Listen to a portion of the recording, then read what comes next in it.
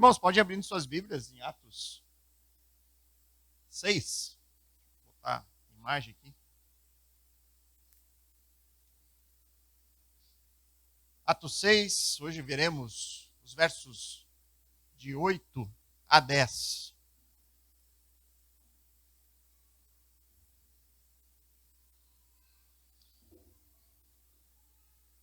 Enquanto os irmãos vão encontrando o texto, eu gostaria que você já fizesse um exercício mental agora. Que você tentasse imaginar a imagem de alguém que levasse esse adjetivo. Imagine um homem poderoso na sua mente.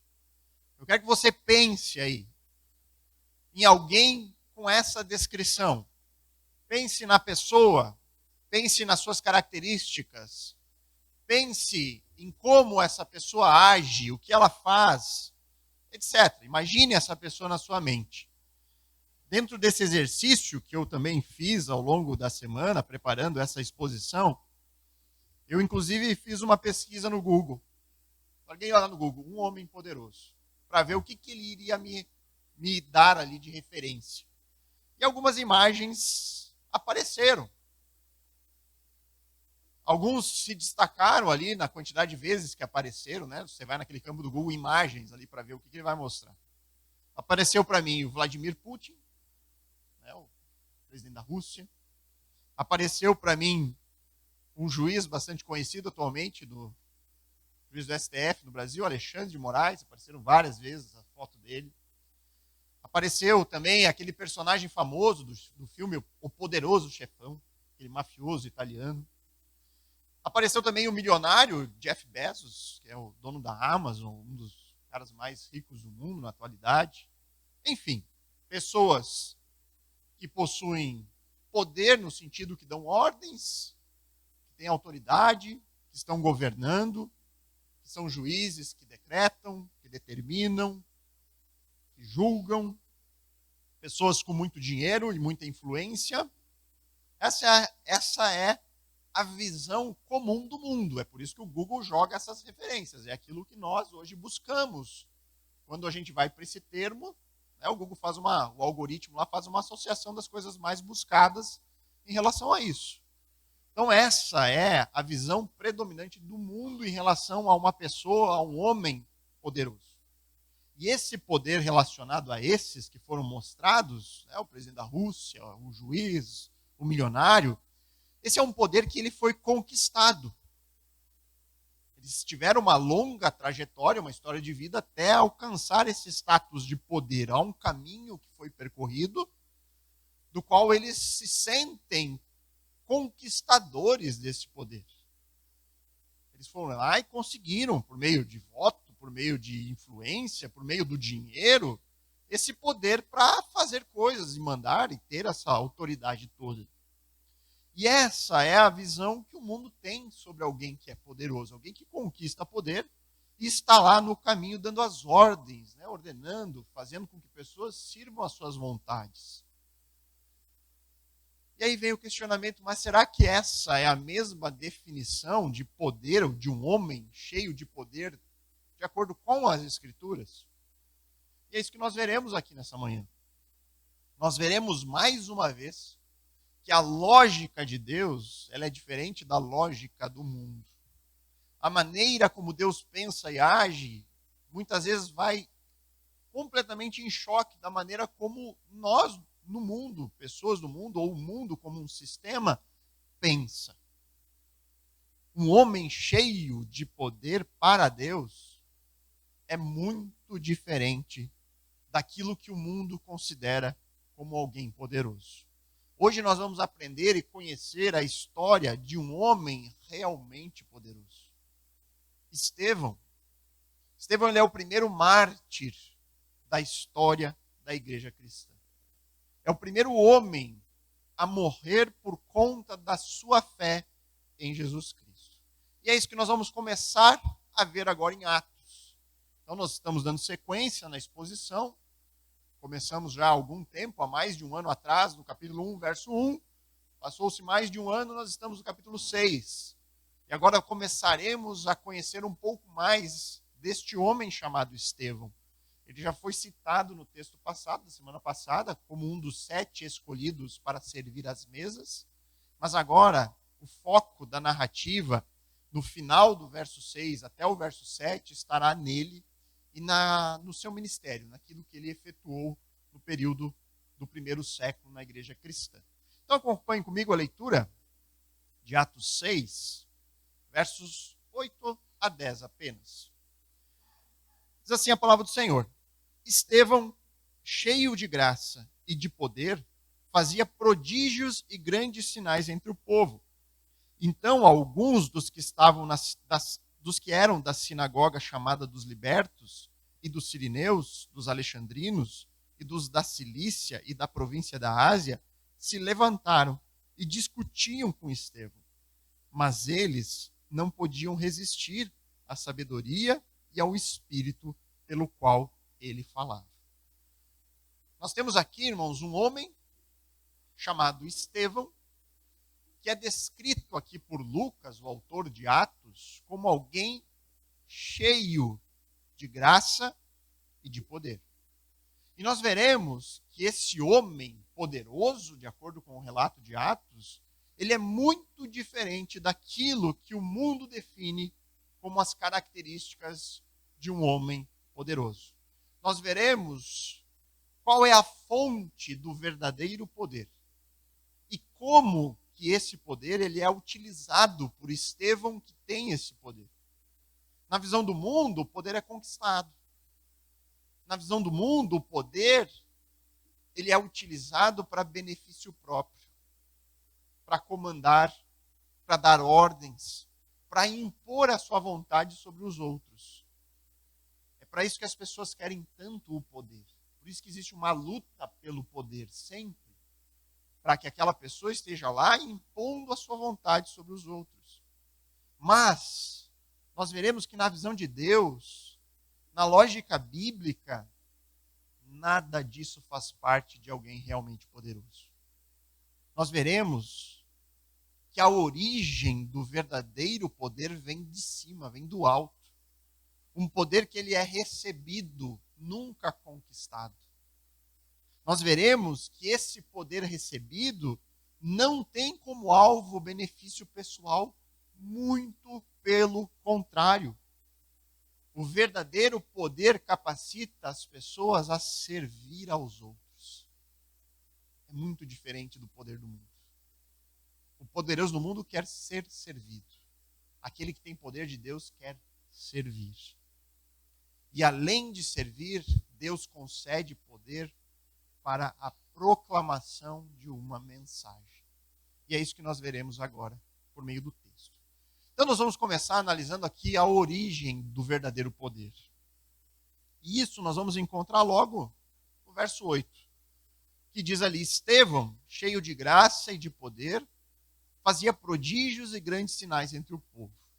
E aí, conforme nós já vimos na semana anterior, Estevão foi um dos 7 homens escolhido para um trabalho, para auxiliar os apóstolos. Né? Lembram que os apóstolos estavam sobrecarregados, eles não conseguiam mais se dedicar àquilo que eles foram chamados, que era a oração e pregação, e eles se viram ali numa dificuldade. Então eles escolhem 7 homens para ajudá-los naquelas tarefas que não precisariam necessariamente serem feitas por eles. Então eles puderam delegar a parte do auxílio aos necessitados. E eles escolhem 7 homens ali. 7 homens que cumpririam aquela função que hoje a igreja chama de diácono, porque vem do termo lá do grego, né? Diaconel, que significa servir. Então, 7 homens foram escolhidos para servir, dar assistência aos necessitados, e em especial, de acordo com o contexto do texto, cuidado com viúvas. Nós vimos que Estevão ele recebe destaque da parte de Lucas na sua narrativa. Lucas ele descreveu no texto anterior Estevão como um homem cheio de fé e cheio do Espírito Santo. E curiosamente, depois de Estevão ser escolhido para essa função, Estevão não vai mais aparecer aqui como cumprindo uma função diaconal. Ele não é citado mais por Lucas como fazendo o serviço às mesas. nós veremos que o ministério de Estevão ele está muito mais caracterizado ou muito mais parecido com o próprio ministério apostólico. Estevão ele é descrito como alguém que realiza muitos prodígios e sinais. Algo que nós vimos associado à figura dos apóstolos. Nós veremos Estevão pregando o evangelho a uma plateia hostil, de maneira muito semelhante com o que nós já vimos Pedro fazendo. E aí, sobre os milagres aqui, irmãos, realizados por ele, Estevão, e ele se junta a um seleto grupo ali, juntamente com Filipe também, que são os dois únicos não apóstolos sobre os quais Lucas relata o exercício dessa habilidade de fazer prodígios e sinais. Fora os apóstolos, nós só vemos Estevão e Filipe tendo essa capacidade ou sendo descritos realizando sinais e milagres. E aqui sempre é importante lembrar o que é, né, meus irmãos, um milagre. Milagre é uma intervenção sobrenatural de Deus na história natural. Isso significa um milagre. Deus vem e muda algo que seria impossível ser mudado. Por exemplo, havia um paralítico de nascença. E aí então ele, do nada, ele levanta da sua cadeira, da sua maca e sai andando. Isso é um milagre. Porque a história natural seria ele continuar com aquele problema que ele nasceu. Uma incapacidade física que é impossível ser corrigido, até mesmo cirurgicamente. Nós não sabemos como resolver esse problema até hoje. Mas muitos paralíticos foram curados por Jesus, pelos apóstolos. Então ali é um milagre. Deus vem e interfere de maneira sobrenatural na história natural de alguém. E aí quando Deus ele utiliza um agente humano para isso, porque nós poderíamos pensar, Deus pode fazer sem interferência de ninguém. Deus vem e faz o milagre. Ele não precisaria do ser humano para fazer aquilo, como um agente de Deus. Então, por que Deus escolheu algumas pessoas e dotou essas pessoas com essa capacidade de curar, de fazer sinais, de fazer milagres? Porque ele estava ali autenticando o ministério daquela pessoa. Nós vemos que isso ocorreu com Moisés. Quando Moisés realizou grandes sinais no Egito, Deus estava autenticando o ministério de Moisés. Ele estava mostrando por meio de sinais que Moisés era alguém que falava da parte de Deus. Foi assim com Elias. Foi assim com o próprio Jesus de Nazaré. Foi assim com os apóstolos. E é assim com Estevão. Deus está ali dotando ele com essa capacidade para autenticar o ministério de Estevão, para autenticar as palavras de Estevão. Isso foi extremamente importante dentro daquele contexto onde o Senhor estava ainda entregando revelação. O Senhor estava ainda revelando a sua vontade. Então ele autenticava essas pessoas, mostrando, olha, há um selo divino neles. Escutem esses homens, porque o que eles fazem só pode vir da parte de Deus. Então Deus deu essa capacidade a Estevão. E aí o texto vai nos mostrar, na sequência, que Estevão ele era basicamente ou essencialmente um evangelista. Nós veremos que Estevão ele se dirigia às sinagogas judaicas. E ele ia lá para compartilhar o testemunho dos apóstolos. Estevão fazia isso com poder.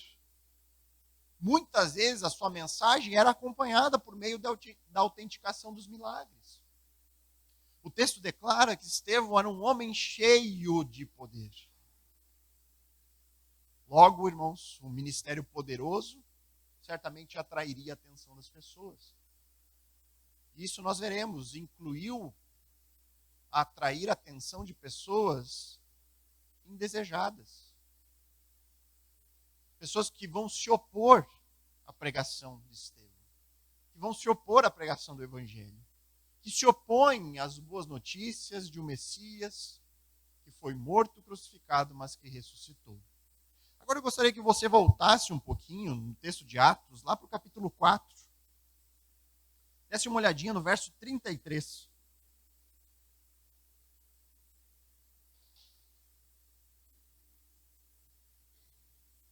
Capítulo 4, verso 33 de Atos, ele diz ali: com grande poder, os apóstolos davam testemunho da ressurreição de Jesus. E em todos eles havia abundante graça. Vocês repararam a semelhança do que é citado sobre Estevão e sobre os apóstolos aqui? Você viu que as palavras elas se repetem, falam de poder, falam de grande poder, falam de abundante graça. O que eu gostaria que vocês percebessem aqui é que esses homens cheios de poder, que o texto de Atos nos descreve, eles são sempre acompanhados de uma outra característica importante e abundante neles. Qual que é a outra característica? A graça. A graça. Diferente daquilo que o mundo entende sobre poder, como algo que deve ser conquistado, como méritos daquela pessoa, nas Escrituras, o verdadeiro poder está sempre associado com a graça, como algo que vem de fora, como algo que não é conquistado, mas é recebido. E ele é recebido de uma maneira imerecida. É isso que é o significado da graça. Graça, o termo graça significa favor imerecido. Então, esse poder que esses homens desfrutavam nesse período da história era uma consequência da graça, de um favor que Deus concede a nós. O apóstolo Paulo, quando ele trata sobre um problema na igreja de Corinto, a igreja de Corinto era uma igreja cheia de problemas, e um dos problemas era o orgulho. O orgulho entre os irmãos. Os irmãos lá se dividiam em facções, e eles diziam, olha, eu sou o seguidor de Apolo, eu sou o seguidor de Paulo. Então você imagina, você tem aqui na igreja 2 pastores, e aí uma parte da igreja diz, não, mas eu sou seguidor do pastor Fernando, não, mas eu sigo o pastor Adriano. E começam a dividir em orgulho, não, mas olha só, Apolo era melhor, não, Paulo era mais poderoso. Era isso que acontecia na igreja de Corinto. E aí Paulo vem e começa a tratar essa igreja, dando orientações. E ele vai falar lá em 1 Coríntios 4:7. O que vocês têm que Deus não lhe tenha dado? Olha como ele chama a pessoa à consciência de que tudo que nós temos vem do Senhor. Ele diz, o que vocês têm que Deus não lhe tenham dado? E se tudo que temos vem de Deus, por que nos orgulhamos como se não fosse uma dádiva? Por que há orgulho se nós sabemos que tudo vem de Deus? E esse é o ponto, irmãos, que nós temos que entender muito bem como cristãos. A fonte de tudo em nossa vida. A fonte de tudo, incluindo do verdadeiro poder, é Deus. Assim como Tiago, o grande líder da igreja de Jerusalém, ele fala lá em Tiago 1,17, toda boa dádiva e todo dom perfeito vem do alto. Nós precisamos entender que tudo é graça em nossa vida. Tudo é um favor de Deus para nós. E isso vai completamente de encontro ao que o mundo vai dizer. Que o que você tem é mérito seu. Que o poder que você desfruta foi porque você conquistou. E isso gera o que no ser humano? Quando você acha que aquilo que você tem foi conquistado, gera orgulho, soberba. Se eu entendo que o meu sucesso é decorrente da minha capacidade, obviamente que eu vou me orgulhar em mim mesmo. Olha só o que eu fiz. Olha quantas pessoas me seguem. Olha só a obra que eu conquistei. E aí eu vou exaltar as minhas capacidades como se fossem minhas. Mas quando eu sei que tudo que eu tenho, que tudo que eu consegui, que toda boa obra produzida por meio da minha vida é, na verdade, graça de Deus comigo, então a minha postura será de humildade. Eu diminuo para que o Senhor cresça. E aí eu vou dizer, olha, irmãos, nada disso é por minha causa. Tudo isso é graça. Nossa, mas olha só quantas coisas você já conquistou na sua vida. Sou pobre pecador. Se eu conquistei alguma coisa, foi porque o Senhor foi bom comigo. Porque o Senhor me deu a oportunidade, porque o Senhor me deu forças para trabalhar, porque o Senhor abriu portas que eu talvez nem teria visto por mim mesmo. Vem a humildade. E essa humildade, ela vai refletir no relacionamento uns aos outros. Se eu entendo que o poder que eu possuo vem de mim, a consequência natural é aquele sentimento de autossuficiência. Isso me leva para uma vida independente. Não, mas eu posso, eu consigo, eu faço, eu compro, eu pago. Eu não preciso de nada, eu não preciso de ninguém, porque eu conquistei tudo sozinho. Eu vim do nada e olha só tudo que eu já sei, tudo que eu possuo, tudo que eu tenho. É assim que pensa o mundo. Mas não é assim que pensa Deus. Quando eu reconheço que o poder, a capacidade, a força, o recurso, tudo que eu tenho, tudo que eu sou, me foi dado, me é concedido, e ainda mais de uma maneira imerecida, isso me leva a uma atitude de dependência, não de independência. Porque eu passo cada vez mais a depender daquele que é a fonte deste poder. Eu entendo que até mesmo o ar que eu respiro me é dado. Até mesmo a capacidade que eu tenho de estar aqui falando e respirando me foi dado por Deus. Deus tem me concedido o ar para mim respirar. Deus me tem concedido a saúde para mim continuar. Deus me tem concedido força e ânimo para perseverar. Deus me tem concedido. É assim que nós devemos pensar como crentes. E uma boa medida de análise, irmãos, e de meditação, você pode fazer isso com a sua própria vida. Será que eu sou alguém que entendeu isso? Uma boa forma de você saber se você entendeu isso é por meio de analisar a sua vida de oração. Sabe por quê? Porque quem é que mais ora? Quem é que mais está em oração? Qual é a pessoa que mais está lá de joelhos? É aquele que mais se considera dependente de Deus. Aquele que mais reconhece que é graça. Aquele que mais reconhece que tudo vem do alto. E que somente o Senhor tem poder. Porque se nós confiarmos em nós mesmos, nas nossas capacidades, por que nós iremos orar a Deus? Se eu confio demais em que eu consigo e eu faço, quando um problema se apresenta, o que eu vou fazer? Tentar logo resolver. Porque eu consigo, eu faço. Mas aquele que entende que tudo vem do alto, que tudo é graça, quando aparece um problema, imediatamente ele coloca diante do Senhor: Senhor, me ajuda. Me dá a capacidade de resolver isso.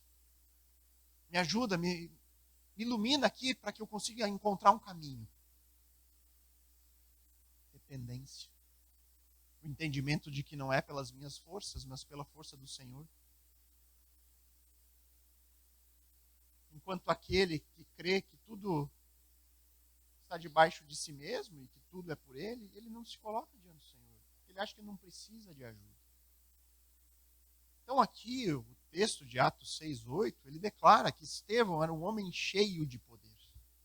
Mas nós temos que entender que esse é um poder que foi dado a Estevão. Ele recebeu, ele não conquistou.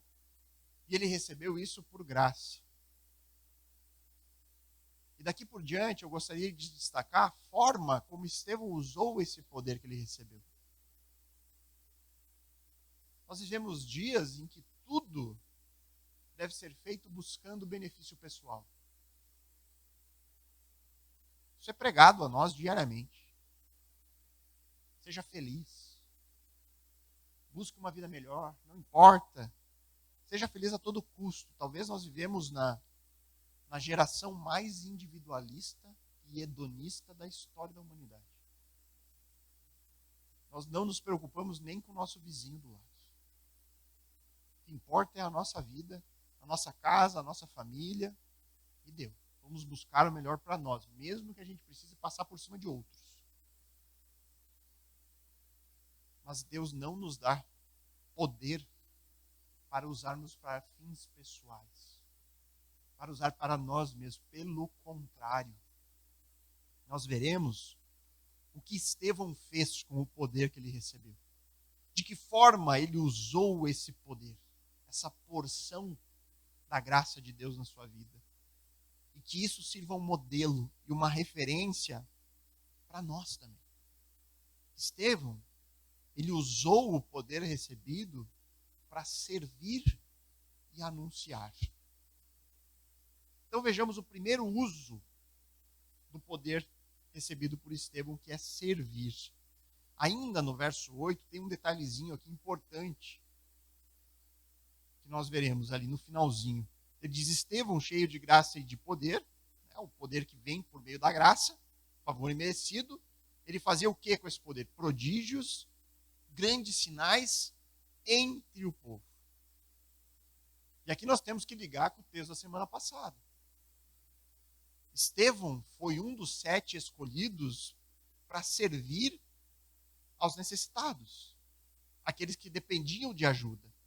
Estevão certamente tinha uma atuação entre essas pessoas carentes, pessoas que precisavam de ajuda material. O que Lucas acrescenta aqui no verso 8 é que não faltaram prodígios e maravilhas a esses necessitados, do qual Estevão tinha que ir lá, direto, estar presente de maneira regular e auxiliando. Então, o poder que Deus deu a Estevão, ele tinha o objetivo de autenticar o seu ministério, autenticar a sua pregação. Isso é sempre associado a quando Deus concede a uma pessoa fazer milagres, mas também havia o aspecto do servir, do serviço. No reino do Messias, ser poderoso é sinônimo de ser servo. É assim que funciona. Isso vai na contramão do mundo. No mundo, ser poderoso é sinônimo de ser servido. Em todos os casos. Quem tem poder no mundo ordena, manda, dá ordens. Mas graças a Deus que a lógica do mundo não é a lógica de Deus. E eu gostaria de voltar para um texto bem familiar, pelo menos para mim. Abram suas Bíblias em Mateus 20. Mateus 20, versos 20 a 28. Evangelho de Mateus, o primeiro livro do Novo Testamento. Mateus 20, versos 20 a 28. Aqui nesse texto, irmãos, se você esteve presente nas exposições do Evangelho de Mateus, você vai lembrar dessa ocasião onde a mãe de 2 apóstolos, a mãe de Tiago e de João, se aproximou de Jesus e fez um pedido para Jesus. E que pedido foi esse que a mãe de Tiago e João fez? O texto aí vai dizer: ela pediu que os seus 2 filhos se sentassem ao lado de Jesus no reino. Ela diz: olha, permita, Jesus, que no seu reinado, no dia em que o Senhor reinará no mundo, lá quando o Senhor estiver no seu trono, meus 2 filhinhos queridos, bonitinhos, se assentem, um à direita e um à esquerda. Qual que é a ideia aqui? A ideia de mundo de poder. Que os meus 2 filhos sejam os mais importantes junto com o Senhor no seu reino. E aí o texto vai dizer que os apóstolos ficaram indignados, os outros discípulos. Se indignaram com aquilo. Eles ficaram bravos com a atitude da mãe de João e Tiago. Mas será que eles ficaram bravos por quê? Porque eles também almejavam esses lugares. Eles também queriam sentar do ladinho de Jesus no reino. Eles também queriam ser importantes no reino. E aí então Jesus vê nisso uma oportunidade de ensinar sobre a verdade do reino. Ensinar uma lição poderosa aqui para eles. E aí eu quero que você acompanhe a partir do verso 25.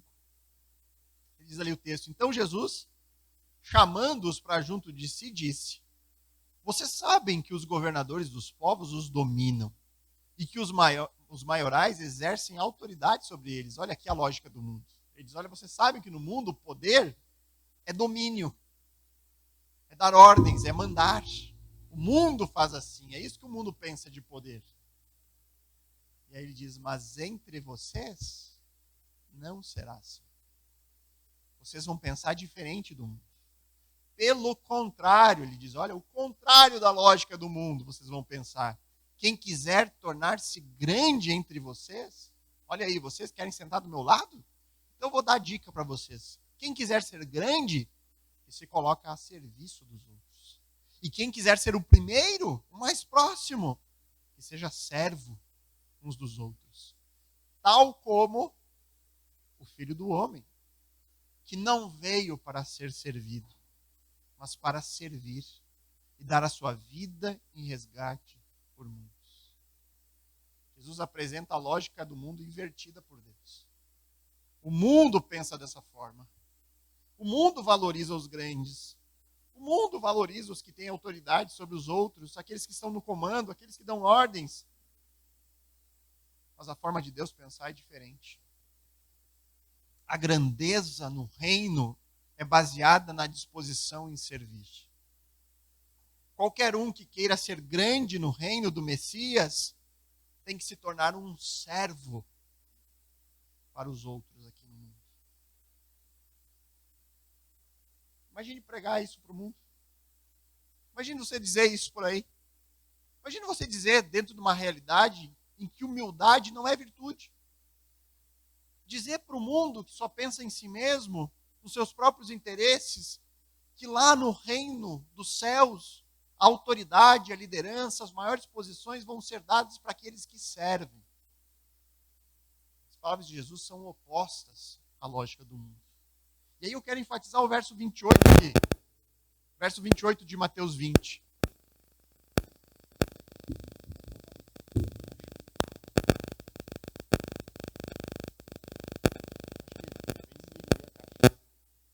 Ah, não, parou. Não, qualquer coisa desliga, mas acho que parou. Choveu por ali, deve ter molhado. Enfim, irmãos, vamos voltar ali para o verso 28. Só enfatizar esse verso 28 de Mateus 20. Ele diz ali, o modelo qual é o padrão de serviço? Tal como o Filho do Homem, que não veio para ser servido, mas para servir e dar a sua vida em resgate por muitos. Então, Cristo aqui, ele dá a medida da nossa disposição. Como deve ser o nosso serviço? Qual deve ser o grau da nossa disposição em ajudar, em servir, em nos doar? Jesus diz, tal como o Filho do Homem. Para ser grande no reino, é necessário seguir o exemplo de Jesus, do Messias. Ter uma disposição semelhante ao Rei deste reino celestial. E Jesus informa que ele, o Filho do Homem, o Rei Messias, não veio ao mundo para desfrutar dos benefícios de um rei. Ele diz, eu não vim para cá como um rei viria. O rei aqui no mundo, ele é servido, ele é rodeado de servos. Ele não precisa nem pegar um copo na mão, vem alguém e serve ele. Ele não precisa nem encher o seu copo d'água, vem alguém e serve para ele. Ele disse, eu não vim para isso.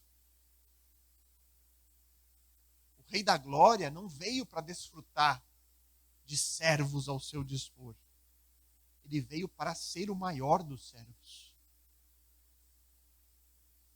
E ele vai servir em que medida? Dando a sua própria vida em favor de muitos. Ou seja, que tipo de disposição ao serviço Jesus nos deixa como exemplo? Uma disposição sacrificial. De acordo com a Bíblia, o discípulo de Cristo tem que seguir os seus passos. Ou seja, nós não somos apenas convidados a servir. Nós somos chamados a servir. A Bíblia ensina que todo cristão ele recebeu pelo menos um dom espiritual para ser usado na igreja.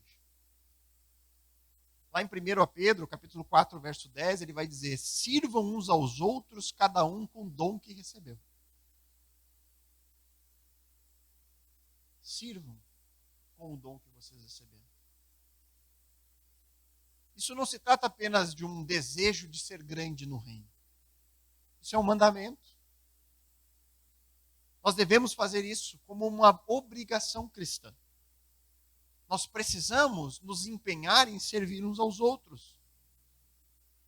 Todos nós que cremos, nós temos que nos doar. E um passo importante nessa direção de servir é descobrir quais são os dons que Deus me deu. Né? É uma boa maneira de aprendermos como servir. E aí, então, eu vou ser direcionado naquela área que eu percebo que eu sou chamado. Só que é aí que muita gente para. Sabe por quê, irmãos? Porque muitas vezes não consegue identificar. Nós temos dificuldades em achar, poxa, parece que Deus não me deu dom. Eu simplesmente não sei onde eu vou ajudar. Eu não sei o que eu posso fazer para contribuir. Mas aí eu pergunto, irmãos, quem é que disse que você precisa descobrir um dom para começar a ajudar? Na maioria das vezes, inclusive, é servindo que nós vamos descobrindo onde Deus nos usa mais. É ajudando, é nos dispondo que Deus vai mostrando. Aquilo que eu tenho mais alegria, aquilo que eu percebo que eu tenho facilidade. É nos prontificando. Onde eu posso ajudar? Qualquer lugar. Me direciona aí para ver se eu acho. Muitas vezes é difícil mesmo, irmãos, se encontrar no corpo e entender onde Deus quer me usar. Mas muitas vezes isso vai se tornando claro a maneira que nós contribuímos. Ah, pastor, mas a igreja ainda é pequena, tem poucos ministérios.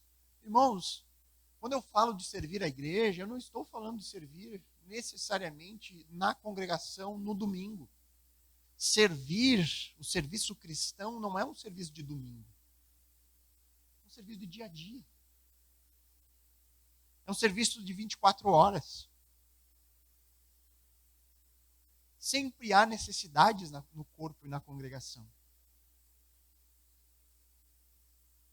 Nós precisamos nos dispor.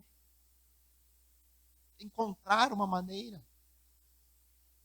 Talvez seja evangelizando pessoas ao seu redor, pregando o evangelho. Talvez seja se voluntariando a ajudar nas manutenções do prédio onde a igreja se reúne, ou ajudando irmãos em suas necessidades. Talvez seja simplesmente cuidando dos filhos de um casal para que eles possam estar juntos na congregação. Estou vendo quem ficou com o Manuel. O vovô hoje, podia ter sido um irmão lá cuidando, né? Os dois estarem aí. É assim, a gente serve os irmãos quanto tempo? Às vezes uma família fica sem conseguir assistir o culto, os dois juntos, porque eles se desdobram no cuidado dos filhos. Isso é servir, serviço amoroso. Você pode simplesmente servir alguém convidando um outro irmão para ir à sua casa, desfrutar de uma refeição intencional, para falar das coisas que Deus tem feito, de como a nossa vida tem mudado no Senhor.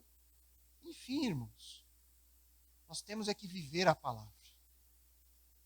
Não ser somente ouvintes, mas praticantes. Que a gente possa fazer o que Paulo nos exorta lá em Filipenses 2, verso 1 a 4, ele diz assim: portanto, se existe alguma exortação em Cristo, algum consolo de amor, alguma comunhão do Espírito, se há profundo afeto e sentimento de compaixão, então complete a minha alegria, tendo o mesmo modo de pensar, tendo o mesmo amor e sendo unidos de alma e mente. Não façam nada por interesse pessoal ou vaidade. Irmãos, nós temos que nos livrar disso. serviço na igreja não é uma questão de vaidade. Eu quero servir naquele lugar que é mais visível. As pessoas me verem servindo. Não. Que cada um considere os outros superiores a si mesmo, não tendo em vista somente os seus próprios interesses, mas também o dos outros. A gente olha para o lado e vê quais são as necessidades do meu irmão. Eu percebo ali, eles estão precisando de ajuda aqui. Eu vejo que eles estão tendo dificuldade em disciplinar os seus filhos. Eu vou lá passar um tempo com eles para ver se eu consigo ajudar. Eu estou tendo dificuldade. Ao invés de falar mal, de apontar, você vai e tenta ajudar. É assim que funciona o ambiente cristão. É assim que deve ser, irmãos. Um ambiente repleto de amor, de cuidado, de zelo, de compaixão. Ao invés de apontar defeitos, nós vamos olhar para as virtudes e vamos tentar ajudar naquilo que pode ser defeituoso. Tentamos construir e não destruir. Nós vimos o exemplo maior dos apóstolos, que reconheceram o erro deles no texto anterior. Viram que eles estavam falhando com as viúvas. Imediatamente eles reconheceram o erro e tentaram arrumar uma solução. É assim, nós somos pecadores, nós vamos falhar uns com os outros, nós vamos decepcionar uns aos outros. Mas nós temos que estar cercados em um ambiente de amor, de compaixão, que quer o bem do outro, nunca o mal do outro. Então, uma pessoa cheia do poder, este poder que vem de Deus, é uma pessoa serva. Se você olha para alguém aí, você olha, nossa, que servo que é esse irmão. Pode dizer, esse irmão é um irmão cheio de poder. Cheio de poder. Tem recebido do alto. Ele tem se doado em servir a igreja. Graças a Deus por isso. Senhor, me dá esse mesmo poder para ser como esse irmão. Para poder me dispor como ele tem se disposto. Uma igreja cheia de poder é uma igreja que serve. Em que os membros da igreja estão sempre dispostos a servir. Que Deus nos encha desse poder, em primeiro lugar, para servir. E em segundo lugar, Deus enche os seus discípulos de poder para anunciar. É o que vai nos dizer os versos 9 e 10 de Atos 6.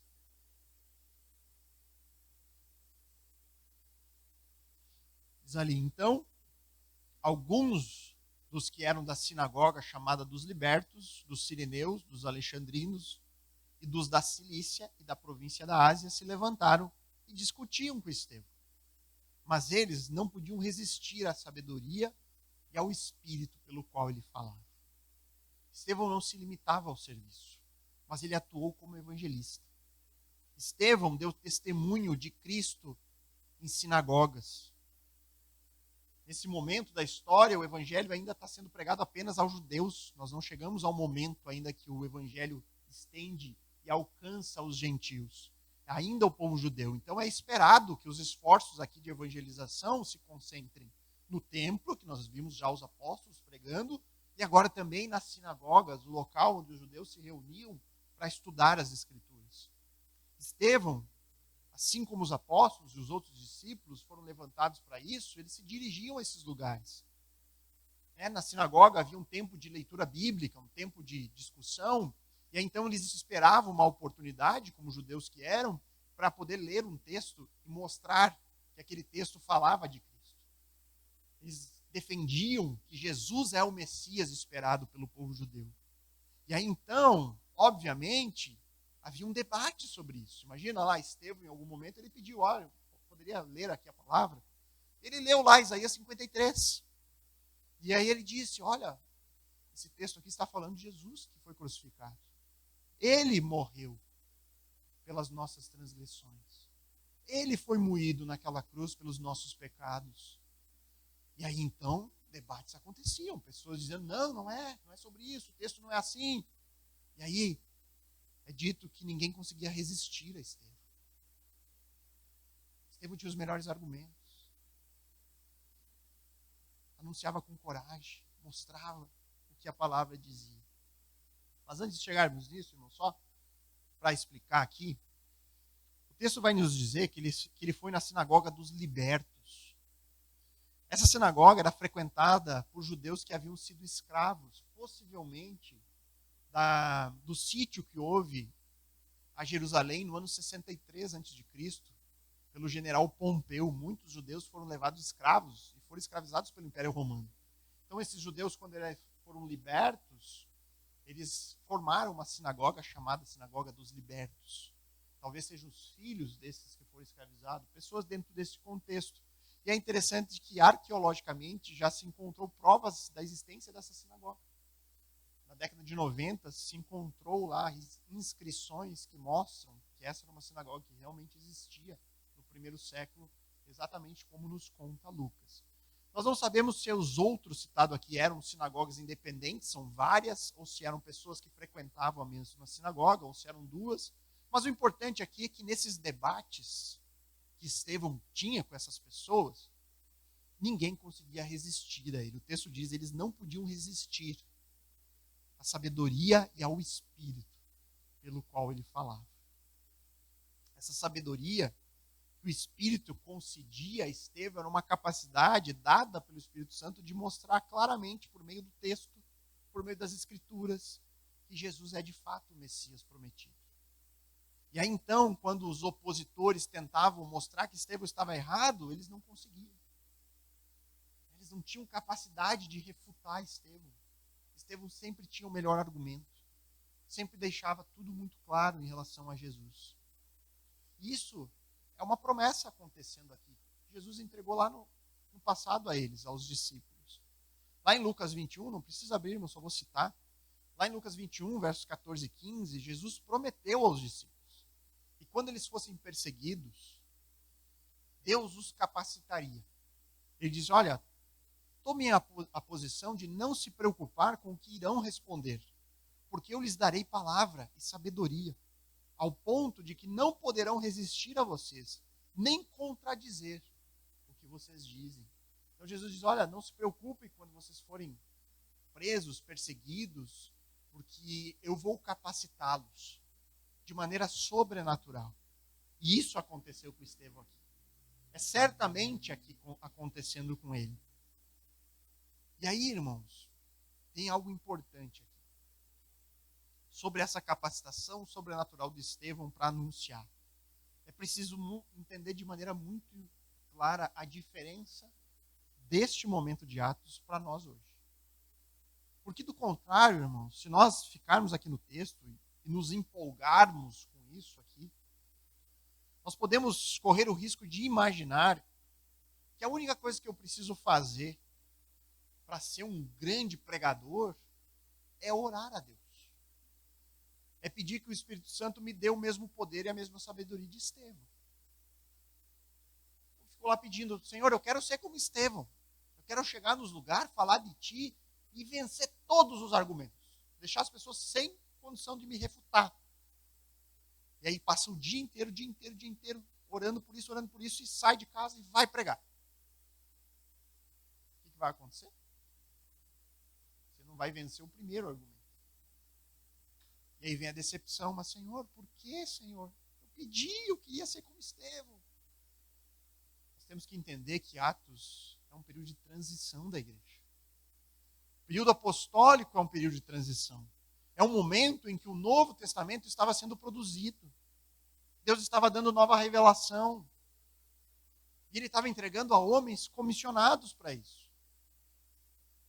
Enquanto a Escritura não estava finalizada, essa atuação e capacitação sobrenatural do Espírito era necessária. Mas a partir do momento em que o último livro das Escrituras foi escrito, a partir do momento em que o último dos apóstolos morre, a maneira pela qual nós somos capacitados para defender o Evangelho hoje com sabedoria, com poder, tem como principal pilar o estudo deste livro.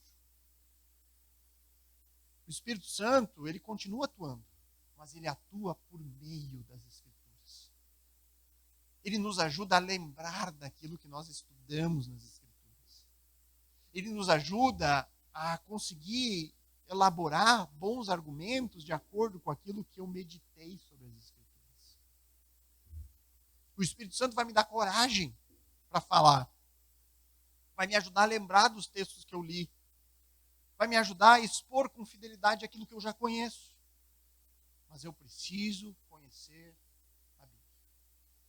nenhum cristão se converte e recebe automaticamente o conteúdo deste livro. Nós temos que nos empenhar para ler, para estudar, para conhecer. Nós temos que estar semanalmente reunidos para aprender mais. Nós temos que, em casa, ler as Escrituras para estar cheio dela. E a partir do momento que eu estou cheio da Escritura, o Espírito Santo vai me ajudar a expor a Escritura do qual eu já estou cheio. O Espírito Santo é um auxílio nesse processo. Mas eu não posso negligenciar o estudo das Escrituras. Eu não posso chegar aqui para vocês, irmãos, abrir o texto na hora e orar, Senhor, Espírito Santo, fala, dá uma pregação para esse povo aqui, com base nesse texto, e aí falo o que vem na mente. Eu certamente estaria servindo para vocês comida estragada. Comida estragada. Eu preciso me dedicar a semana inteira para poder trazer aqui o texto, expor o texto e aplicar o texto. É uma dedicação de semana, irmãos. Seria muito mais fácil. Eu adoraria que se fosse ainda assim, mas não é. Nós precisamos nos esforçar. Você precisa se empenhar em conhecer a palavra. A oração faz parte, óbvio. Mas não espere que somente isso vai lhe dar essa mesma capacidade e sabedoria de Estevão. Isso não vai acontecer. Você não terá argumentos para defender o Evangelho se você não conhecer o Evangelho. Então, irmãos, Deus enche o seu povo de poder. Um poder que nos leva a anunciar com coragem o Evangelho. O Espírito Santo nos capacita a lembrar, a expor com simplicidade a única mensagem capaz de salvar. Além de que, o Espírito Santo também nos ajuda a viver de maneira com que o nosso testemunho seja um selo autenticador de Deus. Esse é outro papel importante do Espírito. Nos ajudar a fazer viver a palavra. Porque hoje, irmãos, talvez aquilo que mais denigre o Evangelho seja o testemunho de uma pessoa. Você imagina alguém pregando o amor de Deus e você olha para aquela pessoa e ele não consegue amar a sua esposa e seus filhos. Imagina você pregar sobre uma vida santa, mas aí você olha para a pessoa comete um monte de erros, cheio de pecados na sua vida. Que força vai ter a pregação? A pregação ela é autenticada como um testemunho cristão. Nós devemos viver o que nós pregamos. E aqui há um papel importantíssimo do Espírito. Nos ajudar a viver o Evangelho. A seguir a palavra de Deus com a nossa própria vida. Então essa foi a descrição de um homem cheio de graça e de poder. Uma descrição muito diferente daquilo que o mundo entende por um homem poderoso.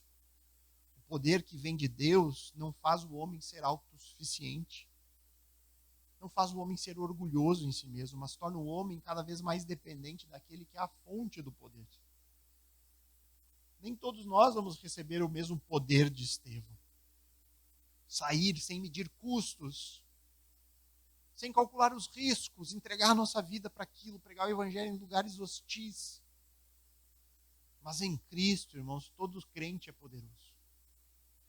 Todo crente recebe poder para viver uma vida santa, separada do mundo, sem se deixar contaminar por ele. Todo crente recebe poder para resistir às tentações, para compreender e crer na palavra de Deus, para amar os irmãos e uns aos outros. O crente recebe poder para ter compaixão com aquele que se perde, para olhar a realidade que nos cerca de uma maneira correta. Recebemos poder para olhar para o mundo de uma maneira que nós valorizamos mais o que é eterno do que é temporário. E principalmente, irmãos, em Cristo, nós recebemos poder para vencer o pecado e a morte. E isso é sempre o que mais importa. Em Cristo nós recebemos poder para servir. Cada um com o dom que recebeu. Em Cristo recebemos poder para anunciar, proclamar o Evangelho de salvação. E aí eu pergunto, você busca ser alguém poderoso? Que tipo de poder você busca? Como você pretende usar esse poder? E aí lembre-se que o verdadeiro poder vem do alto. Ele é recebido, nunca conquistado. E se o Senhor nos dá poder, é para ser usado em favor dos outros. Para edificarmos a igreja.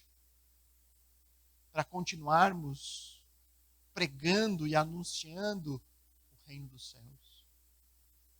Para pregarmos a Cristo e este crucificado. O Cristo que veio ao mundo, morreu e ressuscitou. Crer nisso defende a salvação do mundo. Defende a salvação das pessoas lá fora. Nós somos chamados para pregar. Então, irmãos, diante desse tipo de poder, que a nossa oração seja: Senhor, nos faça mais poderosos em Ti. Nos faça cada vez mais poderosos em Ti. Cada vez mais dispostos a servir e a proclamar o Senhor Jesus neste mundo. Amém, queridos? Na próxima semana, irmãos, nós vamos dar uma pausa em Atos, porque nós teremos aquela pregação que é sempre a mais esperada dos homens no ano. Pregação especial para as mulheres do Dia das Mães. A pregação que os homens mais esperam, né? Ao longo do ano eles ficam esperando essa pregação. Em agosto daí tem a volta, né? Em agosto tem a pregação que as mulheres mais esperam ao longo do ano. Oremos. Amado Pai, bondoso Deus, obrigado, Senhor, porque, primeiramente, o Senhor nos convence acerca do nosso pecado, o Senhor nos dá o seu Santo Espírito para nos mostrar que somos maus, pecadores, que carecemos da sua graça e da sua misericórdia. O Senhor nos deu a sua revelação que nos mostra a verdadeira realidade, porque aos nossos próprios olhos, talvez, nosso entendimento sobre poder e pessoas poderosas seria exatamente igual àquilo que pensam lá fora. Mas a tua palavra desfaz a lógica do mundo. A lógica do Senhor é muito diferente. O Senhor mostra que o poder, o verdadeiro poder é concedido por ti. O Senhor nos enche de graça e de poder. E esse poder, diferente daquilo que nós usaríamos se nós não pensássemos biblicamente, um poder que é usado a benefício próprio, as suas próprias vontades, para dar ordem, para mandar, para ser servido, o Senhor diz que o maior é o que serve. O poder do teu Santo Espírito nos capacita a uma disposição que é sobrenatural, que não vem de nós mesmos, de servir. E um serviço que não espera nada em troca, é um serviço amoroso e sacrificial. Peço, Pai, nos encha com esse poder. Nos faz, Senhor, pessoas que servem, que entenderam, Deus, que o serviço aqui é um privilégio, porque ao servir nós estamos entesourando tesouros no céu. Nós estamos acumulando, Senhor, tesouros para o dia em que estivermos no Teu reino. Da mesma forma, Pai, que o Teu poder é dado em favor do anúncio de uma mensagem. E essa mensagem é a salvação que há em Jesus Cristo de Nazaré. A salvação do Evangelho, das boas notícias, de que o Messias já veio, morreu na cruz em nosso lugar, pagou o preço da condenação que pairava sobre nós, e Ele ressuscitou, significando que o Senhor recebeu e aceitou esse sacrifício em nosso favor. Cristo vivo está. E é por isso que nós podemos crer a certeza de que tudo mais que o Senhor nos prometeu, vida eterna, o reino, isso será consumado em algum momento. Nós não sabemos quando, Senhor, mas isso é certo. E nós podemos nos alegrar nessa certeza. Pai, que o Senhor continue. Que o Senhor derrame esse poder sobre nós. Que o Senhor continue nos abençoando com a sua graça. E se por acaso alguém aqui ainda não crê no Senhor, que seja hoje o momento em que o Senhor mudará esse coração e convencerá a pessoa do seu pecado, da justiça e do juízo, para que possa então se arrepender e crer em Ti. Obrigado, Senhor, pela Tua palavra. Obrigado, Senhor, por este momento.